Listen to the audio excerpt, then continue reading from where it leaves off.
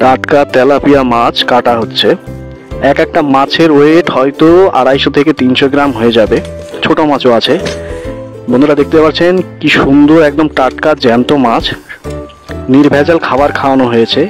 মোটামুটি এটা আমাদের বাড়ির ট্যাঙ্কির ভেতরে এই মাছগুলো ছাড়া হয়েছিল অল্প কিছু, পরবর্তীতে কিছুদিন পরে এই মাছ বেড়ে প্রচুর হয়ে গেছে। আপনাদের এই ট্যাঙ্কিটাও দেখাচ্ছি। আপনাদের বাড়িতে যদি এরকম হাউস করে কিছু মাছ ছেড়ে দিতে পারেন তাহলে দেখবেন পরবর্তীতে আর মাছ ছাড়ার দরকার হবে না। ওটা থেকেই প্রচুর মাছ আস্তে আস্তে এমনি তারা বংশ বিস্তার করে বেড়ে যাবে। দেখতেই পাচ্ছেন কত বড় বড় জ্যান্ত টাটকা মাছ, তেলাপিয়া মাছ। এই যে আমি ট্যাঙ্কিটা দেখাচ্ছি,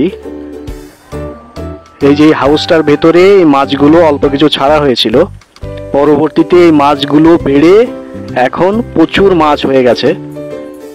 এই যে মাছ ধরেছিলাম আমি 2 বালতির মতো। এই যে মাছ কাটা হচ্ছে দেখতে পাচ্ছেন। তো আপনারাও এটা করতে পারেন। বাড়িতে কিছু জায়গা থাকলে ছোট করে হাউস বানিয়ে অল্প কিছু মাছ ছেড়ে দিতে পারেন, পরবর্তীতে সেই মাছগুলো আপনারা খেতে পারবেন।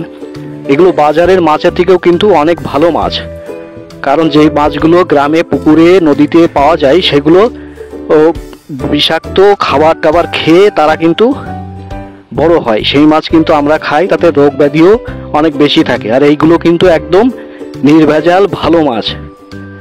তো এরকম ট্যাঙ্কি করতে পারেন।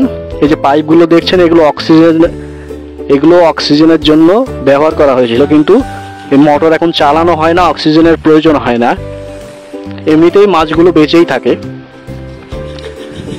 তো এরকম মাছ কিন্তু আপনারা নিজেদের বাড়িতে হাউস তৈরি করে চাষ করতে পারেন।